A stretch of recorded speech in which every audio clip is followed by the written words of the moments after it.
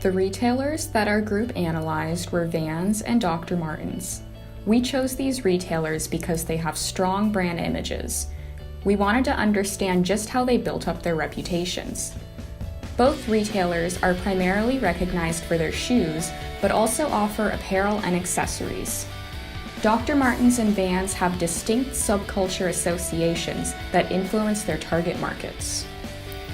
For anyone who's not familiar with either of the brands, here's some background information on each.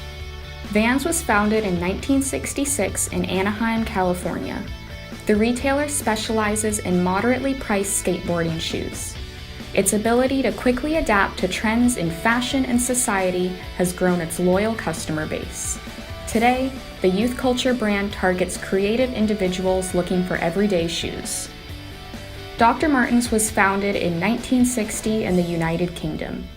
Its high-quality workwear shoes primarily fall into the better price point.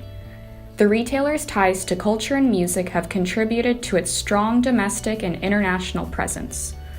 While the brand originally had associations with the punk scene, it has expanded into a brand for anyone who seeks durability and individuality in their wardrobe. Our objective was to identify characteristics of competing retailers and to determine the strengths and weaknesses of retailing strategies. To achieve this, we conducted in-store interviews with staff members. We also posed as customers to gain unbiased views of each store's environment. Each company's website was analyzed to supplement any information retrieved from in-store visits. From this analysis, you can expect to gain a deeper understanding of each company's retailing strategies. Throughout the presentation, we will analyze the following aspects of Dr. Martens and Vans: basis for comparison, competition, retail market strategy, merchandise and location, non-store retailing, and strengths and weaknesses. We will conclude with recommendations on how these retailers can strengthen their retail strategies and continue to stay competitive in the retail market.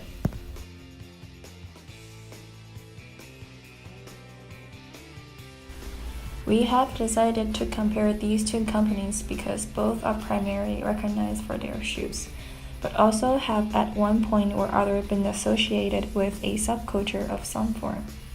This association is definitely stronger with Dr. Martens as it has long been seen as a reflection of punk culture. Brochures that refers to a long history in punk clothing can be found in physical store locations.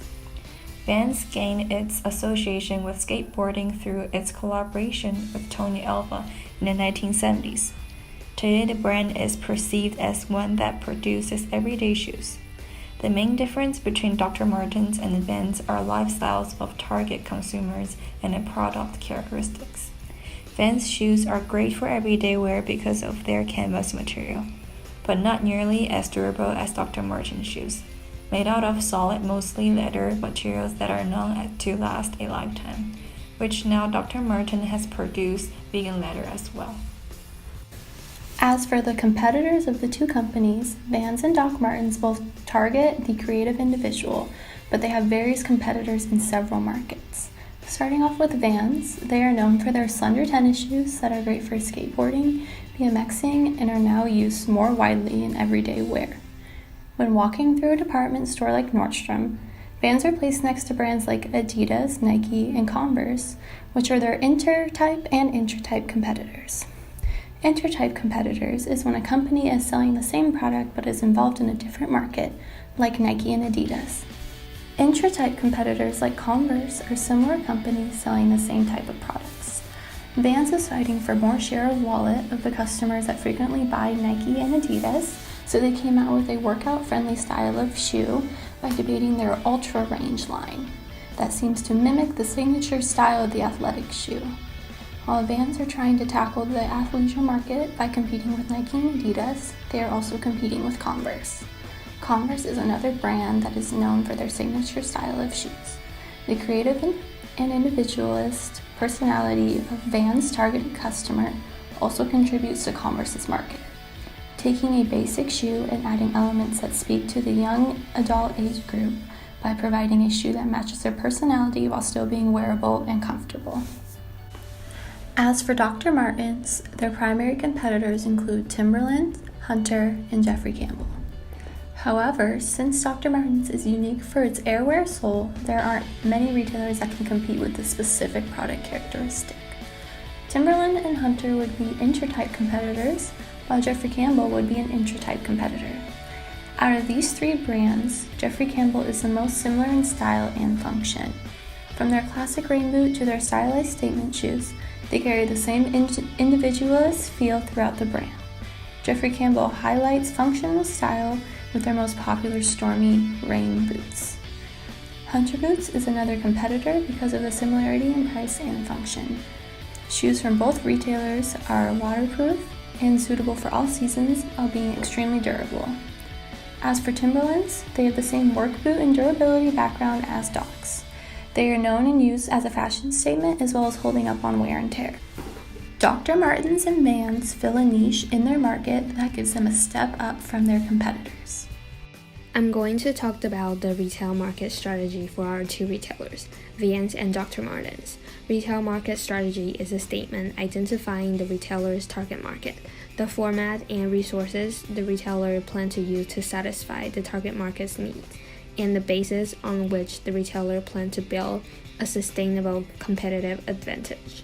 Vans has maintained high sales by adapting reasonable pricing policies that keep prices affordable, allowing customers to make easy purchases. The mid-level pricing strategy favors prospective urban customers from upper and upper middle class.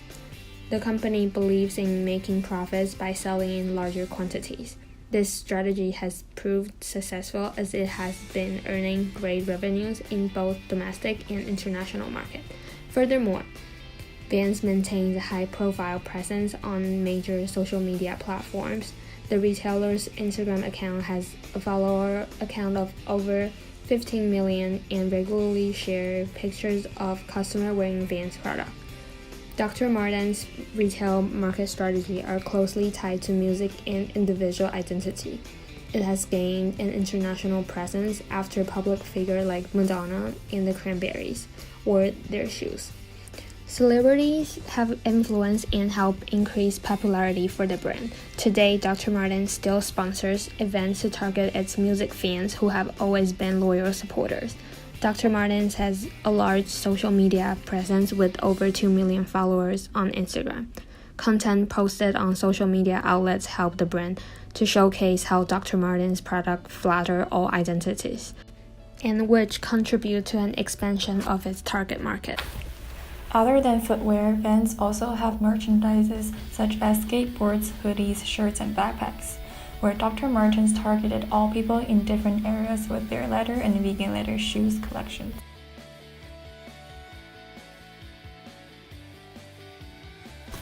Regarding the physical location, both storefronts are located near Westlake Center in downtown Seattle. Both stores are walk-in styles with single-floor storefront located on the same street about 20 feet away from each other. The cost of rent for both stores would be relatively expensive given their premier location in the retail core. Parking near the stores themselves would be difficult, especially with the busy streets and concentrated shopping buildings. Traffic can be a considerable problem as well since most of them are one-way streets that surrounded Westlake Center. However, the downtown is where the retail core is, which concentrates the high-volume pedestrians on a daily basis. Therefore, both stores have a sustainable competitive advantage, at least in these specific locations. The color scheme for Dr. Martens was decidedly more neutral with lots of wood detailing and black and red backgrounds. The whole store gave a more high-end vibe compared to Vans. Since Vans has more casual feeling with mixed pops of colors such as purple and pink on top of the basic color of black and white. The two retailer chains both make use of the non-store retailing in their daily business activities. The internet channels allow Vans to offer both a broader selection of styles and a greater stock of sizes, as physical stores have limited space for inventory. The Vans online store is able to market not only their shoes but also clothing, and accessories to help the brand maintain a strong online presence. Vans offer an app called Vans Family, which is a promotional space for loyal customers to earn rewards and points, as well as discounts. Similarly, the main channel that Dr. Martens use outside of their physical retailing location is also the internet channel. Their website offers 10 languages translation, including French, Dutch, and Japanese, and they display the price in different currencies that cater to an international market. Dr. Martens does not have a universal mobile phone application, but there is a Dr. Martens app available in Korean in the App Store. It is entirely in Korean, and therefore it is not useful to the non-Korean speaking customers. One strength of Vans is that its shoe designs are iconic and have set the standard for many sneaker brands. Vans has always held the ability to adapt to trends quickly, contributing to the growth of its loyal fan base. Its pop culture collaborations and customizable merchandise set it apart from competitors. Vans' point-based reward system also increases loyalty. The retailer has a strong and active social media presence. Its Instagram account has 16 million followers, and its Facebook page has 18 million likes. The retailer's strong domestic and international presence enables easy access to products. The Vans location in the busy Westlake region of downtown Seattle allows for a variety of customers to come in on a daily basis. Lastly, Vans is effective at altering its in-store visual merchandising based on the culture in the region. A major weakness of Vans is that it does not offer consumers a seamless multi-channel shopping experience. Consumers are not able to order online and pick up in store. In the Vans Family mobile app, users cannot shop for items. They can only redeem their points for stickers or merchandise. Let's start with Dr. Martens' strengths.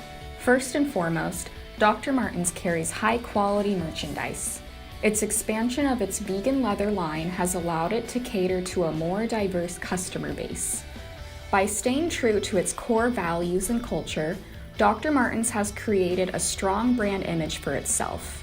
Dr. Martens has a fairly strong social media presence, with 2.2 million followers on Instagram and 1.9 million likes on its Facebook page. Its location in the Westlake region of downtown Seattle receives a lot of foot traffic from locals and tourists. Finally, the retailer's ethical code of conduct and stance on environmental responsibility is clearly stated on the website. Regarding weaknesses, Dr. Martens does not have a mobile app, so it's missing out on reaching a larger customer base. When customers return merchandise purchased from Dr. Martens, the company does not pay for the shipping label. Rather, after waiting for the return to process, Dr. Martens deducts $7 from the customer's return value. Competitors like Amazon and Zappos can process returns instantly. Dr. Martens does not offer in-store returns for online orders as well, meaning the retailer is missing out on revenue it could generate from exchanges. The retailer could also improve its publicity of its charitable work. Our recommendations for both of these retailers pertain mostly to their channels of retailing. As mentioned in our analysis of their non-store retailing, they both lack strong mobile phone applications, and they could benefit from investing in this area. Phone applications that allow customers to make purchases are a great retailing channel to boost sales, especially in the smartphone-driven culture that we currently live in. The current available app for Doc Martens has a professional-looking interface, but is only available in Korean. It would be easy to adapt this interface to be more user-friendly through the addition of more languages and currencies. The current available app for Vans is a little farther from being helpful for shopping than Doc Martens, given that its main purpose is for customers to gain loyalty points rather than shop for shoes. The creation of smartphone applications for these two companies would bring them into the omni-channel retailing space. Another area of improvement for these companies is their promotion of charity and ethical work.